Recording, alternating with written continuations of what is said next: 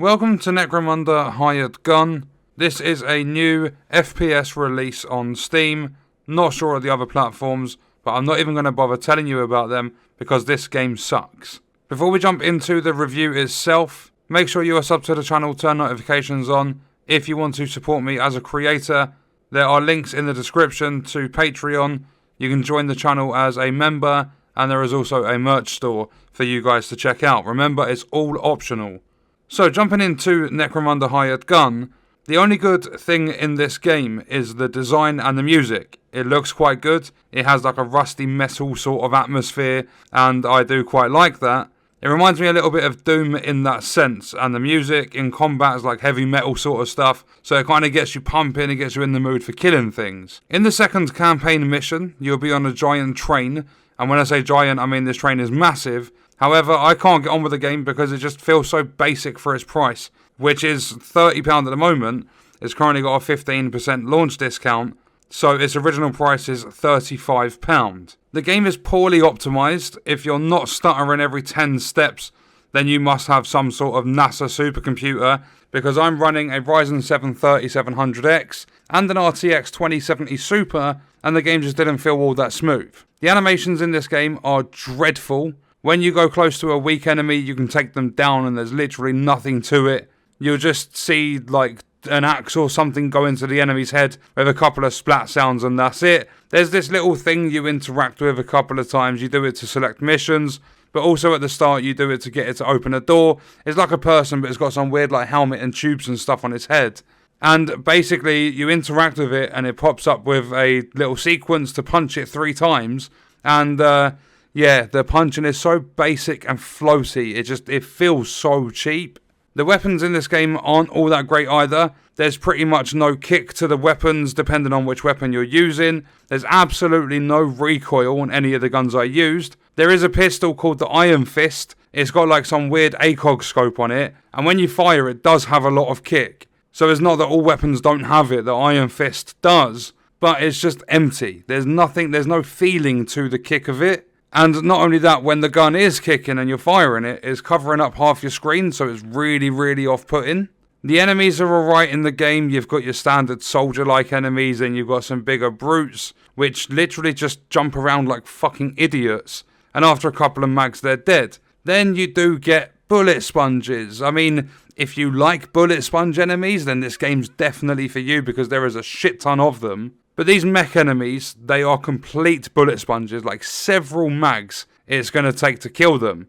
And they are pointless enemies anyway. They literally just waste ammo, and ammo's limited to finding boxes or caches of it. And I ran a bounty, which is basically a side mission that took up just simply 2 small areas of the first mission in the game. I had to take down 7 of these like elite enemies, which I will say was horrible because they hit really hard, they sponged a shitload of bullets, and it felt pointless because the only reason I tried it was to get more money, as the campaign rewards are really, really tight, at least for the start of it, and the shops are really expensive, with some of the basic weapons costing like 15,000 in-game credits. You get between like 3,000 per campaign mission after you sell things you don't like, and then the hunt side mission bounty thing I did gave me like 4,500, but you get 3 stims, which are basically self-revives in this game, and they charge you to use them. There's costs of like dying in the missions and stuff, but the stims, I'm pretty sure they're mandatory to have. You get charged at the end of a mission. These stims are literally there by default.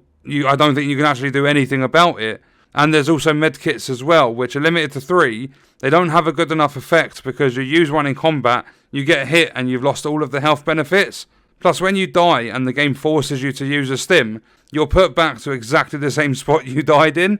So if you're in the middle of a bullet sponge truck hitting group of enemies, you're probably going to fucking die again. There's no spawn protection or anything like that. You literally just die and then use a stim, come back to life in exactly the same position, and then you're just carrying on from where you were. So if there are enemies in the area, you're probably actually going to die straight away again. But yeah, like 3,000 credits for a single campaign mission. 5 of them you can buy yourself a gun. 4,500 credits for a bullet sponge. Just really bad time in a mission. It's just really not worth it at all. As I said about the medkits, I don't know if all difficulties are going to force you to use the stims, but I mean, it's a game that has a campaign and side missions. I mean, why can't you just reload last checkpoint or start the mission again? Why do you get 3 chances at self-revive? I was playing on normal difficulty, and it felt as though the game was really trying to hold my hand, and you would think with the setting of the game and just how it plays and stuff, you would think that the game wouldn't hold your hand so much. Another thing is, this game gives you, I'm going to quote unquote, gives you a companion. You only get about 10% of a companion because it's a mastiff, so it's like a dog basically. It's going to help you fight when you call it in, but it's got really low health, like literally like 2 shots and the thing's dead. And when you summon it, you basically like squeeze this little toy and the fucking dog just appears out of nowhere. You ain't got a clue where it's come from. And then you can press C on your keyboard and it goes and attacks enemies or whatever. But it's literally like some like voodoo mastiff thing. And the cooldown once it dies or once it's run out or whatever is way longer than it needed to be. Like it shouldn't have been even half of the cooldown that it is. Another thing I did like about the game though was at the end of a mission being able to check your loot. You do get quite a bit of loot, at least in the first couple of missions. And at the end you can go through your lucky charms, your guns and stuff. You can keep whatever you want, chuck it on your character and the rest gets automatically sold so that you get extra credits from the mission. And I did actually quite like that feature. So overall I feel it's far too basic, feels really really cheap for £35. I barely played any of this game but I didn't want to carry on.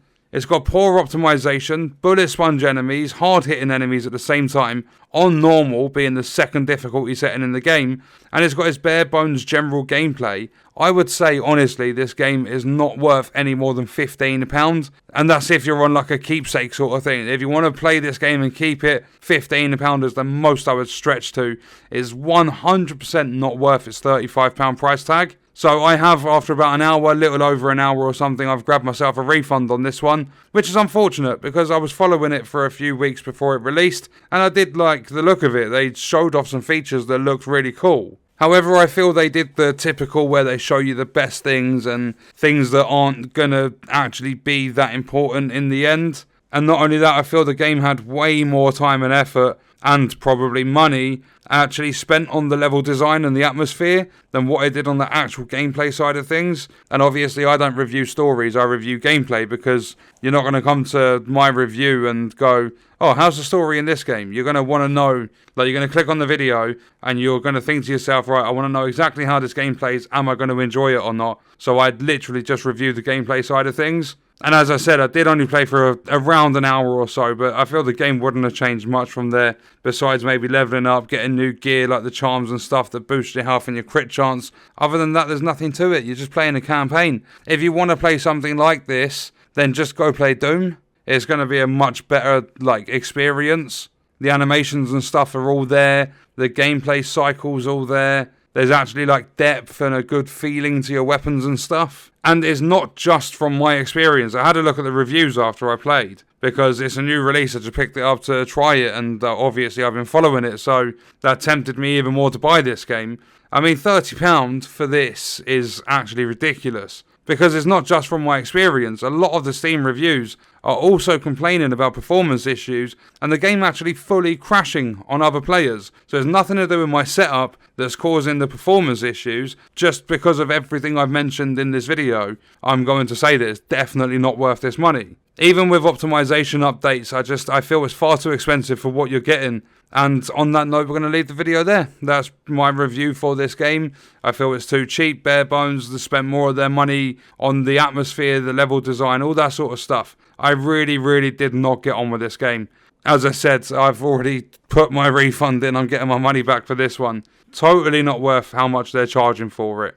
But let me know your thoughts and stuff in the comments. I'll see you in the next video. I hope you guys enjoyed it.